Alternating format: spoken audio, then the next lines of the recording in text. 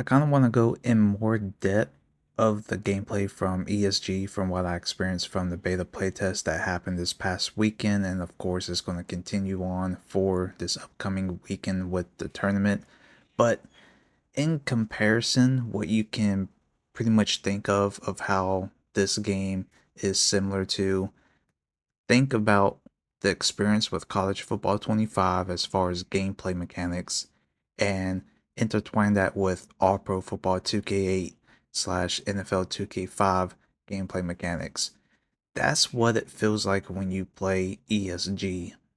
Of course, you can throw in the feeling concept of what NFL Street presented to us, but like I said before, it's not arcadey, it's more catered to simulation, realistic football gameplay experience. Now, for the most part, all individual players, especially if it's a 7 versus 7 game mode that you're playing in, it's a different experience, and plus, you're basically facing a lot of user controlled players. So it's kind of like an advancement of what you are typical accustomed to when you're playing like an online head to head ranked match, like you guys see here in college football 25, and try to compare it to make a similar adjustments when you're like user controlling to make a pick or user controlling your receiver to move him into place or wiggle to make a catch. It's kind of like a similar aspect when you think about that, especially when you're playing ESG and having a bunch of users controlling their players. Kind of take that feeling into consideration. Now, the thing about the gameplay mechanics that differ from what we're accustomed to with EA's gameplay in college football or Madden is that nothing is computer assisted or scripted in favor of a scripted animation. It's all based off user skills and positioning of the player to make outcomes.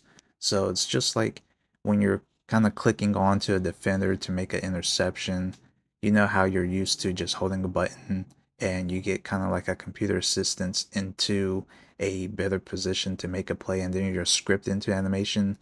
Well, in ESG, that's not the case. It's all based off user timing, user skill controlment to get yourself in position to make a play. And that is the biggest difference, which is going to showcase a massive skill gap between when you're facing another user. And it's going to really showcase as well. Attributes also show a big factor in that category, but ultimately, separating yourself from what we're accustomed to with how EA's gameplay is, where you got the computer assistance, even with like tackling, there's no diving animation. You have to be literally within like a yard or 2 yards to actually position yourself to make either a hit stick or a tackle.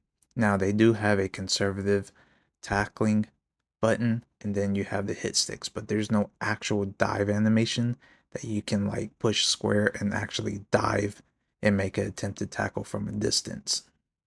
This is what creates a skill gap because a lot of people are used to computer assistants or just switching from the computer to control and then just having the game assist you to make tackles. ESG is a completely different story. It's all about the user skills and positioning and timing to make plays. Now, catching is similar, but they have an extra button which we don't have currently in EA's games where you can actually make a diving attempt catch. And like I said, this is all timing, this is all based off positioning of your player and of course the attributes. So it's really going to showcase a big difference when it comes to those areas. Of course, with passing is the same thing, and also the timing of passing and how you throw the ball. There is no controlment where you can like pass lead. It kind of dictates where it automatically assumes the player is going to be, but it's all based off, the timing and passing attributes. So you got to know when to throw a bullet pass and when to lob a pass, depending on, of course, the DB and receiver position. So, like, if you're underneath as a DB and you have a receiver over top of you and your quarterback ends up throwing a bullet pass, for the most part, you're going to end up picking off that pass. Now, even just throwing and connecting with your receiver, you have to base off that team chemistry and the timing of it. So for the most part, QBs will anticipate that you're going to be open, but like depending on the timing of the receiver, they may decide to slightly move to think that they can make this cut move to get more open. But by the time the quarterback's throwing the ball, you can already position yourself out of place and you're going to end up having a missed opportunity for a wide open catch. It's that detailed, and that's where it comes down to having that team chemistry bond and just having that user skills to make moments like that happen. So even just slight moments like that to get yourself out of position to make a catch, it shows in the game. Now, of course, as the beta, we did have moments where sometimes the ball will go through the player's body and hands, and or you have those moments where you're pretty much equally aligned with the receiver and DB positions, and the DB is over top of the receiver. And if it's a bullet pass on like a comeback route or a short pass, you will have times where the ball goes directly through the receiver and the DB ends up picking off, and you're like, what the hell? But of course, we're going to experience that in the beta. Of course, they're already aware of those type of issues, and of course, they're going to fix it where there's going to be that physics system where of course, it's going to have the collision system, so it doesn't have that factor where it's going through the players' bodies or so. But another factor that takes into place for those moments to happen is also the type of catch and, of course, your ratings. So if you're going for like a miraculous catch animation and the ball is bulleted and the ball might be behind your player and you're trying to reach back and your guy doesn't have the greatest spectacular catch attribute, well, it can be picked off by a defender that may be possibly trailing. So that's another key thing. Like I said, timing of the user skills input to make a catch, and of course, the positioning actually matters.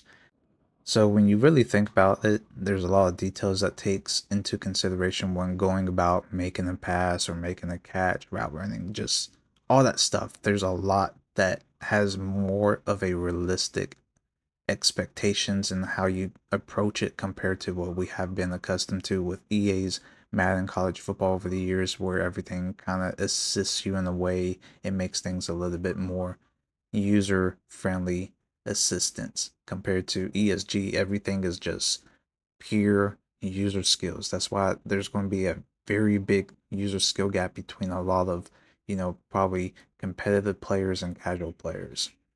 Now back to the quarterback. As far as the movement system, it's pretty realistic. It's very similar to what NFL 2K and All Pro Football 2K8 had for their game. Of course, you can get up out of there and take off like how we're accustomed to with Madden College Football. But as far as movement, it's pretty clean and very smooth.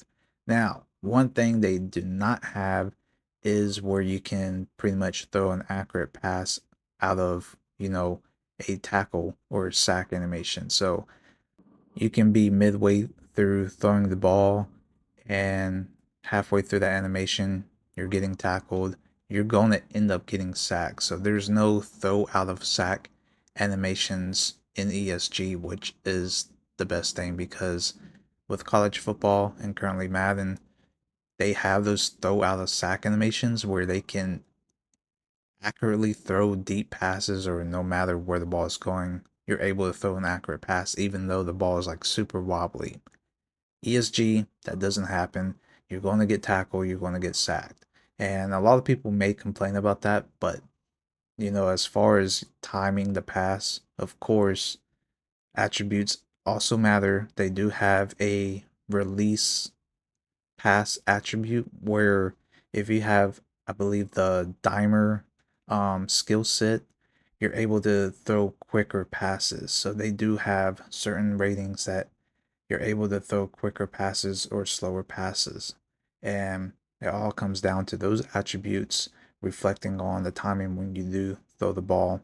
But as far as throwing out the sacks, that's not a thing. So just got to get your timing down, get it off quickly because the pass rush is there, people. Depending on how good the user at line is pass blocking for you and the timing that you get, but you're never going to have the same pocket presence timing on every single play. It's going to be different every single time.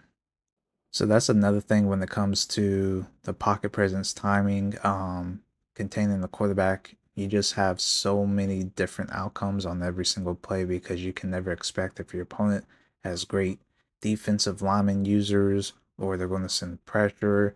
There's just so many various outcomes on every single play, and that's what makes it so unique and balanced because it creates a challenging experience on every single outcome of every single play, no matter what the situation is. So that's what makes this game really stand out a lot more compared to Madden or college football. Like, you can just go into a game in college football or Madden and just pick a play, don't even do blocking adjustments, and you can assume that you're going to have a lot of time. That's a different case in ESG. So you guys really will see that once you get your hands on experience in the game. Now, this next massive gameplay improvement that we are really not adjusted to compared to the use of playing EA's college football Madden is that in ESG, covering up the ball button mechanic actually works because the effectiveness of people user stripping depending on the size of your build and the archetype build that you have, and of course the attributes with carrying, it's really going to showcase a difference in ESG because user stripping matters. There has been a lot of fumbles. It's not like Madden college football where you can, you know, base off the coaching adjustments that people do for running, which of course they put it on conservative where they don't do too much moves, but they don't really fumble. And even if they don't even have that on, just basically running and trying to use a strip, you don't really see too much fumbles based off user strips happening. ESG, that happens a lot because for one, a lot of people is not used to actually covering up the ball with the cover ball mechanic. And two is what side the ball is being carried on. So if you're getting chased down from the right side and you have the ball on your right side and the defender ends up going for a user strip, you're most likely going to fumble that ball. And it really shows so well in ESG. So if you're running towards the left or running to the right, you want to have the ball in the correct arm. So they do have the option where you can push L1 or R1 and flip sides of what placement of the arm that you want to carry the ball in, which is a huge thing that a lot of people may not be accustomed to. So, for instance, in EA, you can just stiff arm to a side and the ball will go opposite side of your stiff arm. And that's the way that you're able to switch hands with the ball, or the game just automatically does it depending on what side that you're running on. So that's how realistic ESG gets down to when it comes to the details. I mean, things are not computer assisted like EA's video games. ESG is creating that realistic factor where you have to manually do things to prevent certain outcomes. So, you guys might want to get out of that habit of the Madden way or college football way or EA's way and certainly adapt to ESG's way of their gameplay mechanics that they're going to be presenting to you guys. And I can assure you guys that. So depending if you're a power back or elusive back, yes, you're going to break tackles. Yes, you're going to fake out defenders. But when you're doing too much and you're just trying to break through because you're anticipating the next tackle attempt to be broken or faking out somebody, don't get too carried away with that because, of course, the person that ends up having great tackling and great stripping attributes is going to showcase. So that person that comes in like the third or fourth person to make a play, of course they're going to try to attempt to user strip you, and when you're trying to do too much, it's going to backfire on you. So you guys got to get out of that habit. Now, it is great when you're able to dominate, but of course, like I said, a lot of people is going to have a variety of different builds and you're unsure who's going to be the best with certain attributes in certain areas. So that's just another thing to take into consideration when you're going about running the ball. And it's going to showcase in ESG.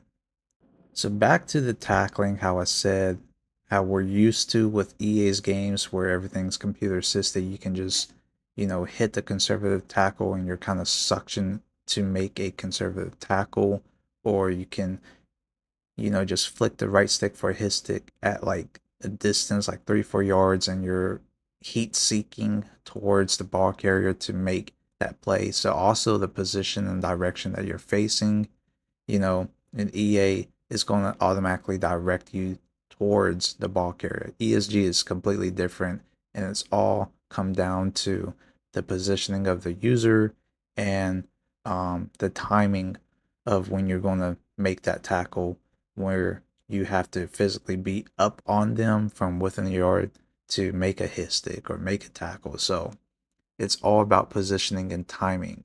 Now, with that being said, it also has a big factor on the size of your build and, of course, your attribute ratings. There's a lot of people that made small, speedy builds like 5'5", 140 pounds, and there's a lot of people that made like bruising backs, and they would just run through those people because, for one, they're small players, and for two, they didn't focus on tackling attributes. That's why I said you can't really cater your player to a certain build. If you want to make a speedy, fast build that doesn't have anything else, I mean, yes, you're going to be fast, but as far as playing your secondary position, which may be a DB or a linebacker or whatever the game puts you at, and you're trying to make a tackle, well, you're not going to make that much tackles. So, like I said, guys, it's great to have a balance of, your two-way positions based off what you're making. Like if you make a running back inside linebacker build, you want to, of course, have either a bruising back with great tackling, decent speed. So that's why this game is very balanced, because the various types of builds that you will see go up against, and of course what you make, is all going to have, a bunch of positive and negative impacts during your matches. So as far as making a tackle, I mean, you can slow down your opponent, even if you're not guaranteed to make a tackle based off your attributes and your build. You can slow them down for your teammates to come in and make a tackle and make a turnover or so. So, with that being said, as far as the tackling, the best way to get used to tackling, because how we're so used to the computer assistance to aim us towards the ball carrier, you want to get used to actually strafing. Strafe tackling is a thing. Now, they do have, a slow strafe where you just hold the L2 button if you're playing PlayStation. Um, you just have the manual slow strafe, and then you have the speed strafe. So that's when you're also holding turbo to strafe a little bit quicker. Now, EA does have that mechanic in the game as well. It's just a lot of people have that assistance and that mindset where you can just hold strafe and then just instantly turbo in the direction that you want to start running. Now, in ESG is a little bit more realistic. Like if you're strafing and you're kind of like in a turn to go with a DB. So, for instance, let's say you're a right cornerback and he's running a streak, and you end up turning your hips, still strafing and holding turbo, and you're about to fully turn to run with him, but you're still in that strafe animation, and the ball is going to the left, and you want to instantly direct yourself to start sprinting that way.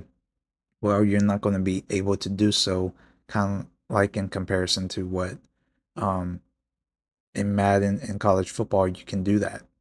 In ESG, you got to actually prep yourself to kind of get your player back into like a back pedal position, and then kind of like automatically cut and then hold turbo. There's a unique mechanic of how they go about that. It's kind of hard to explain it without me showcasing it to you guys, but that's what the kind of mindset that you have to get into, where you have to get away from the use of what EA showcases, where you can just instantly turn on a dime and start sprinting.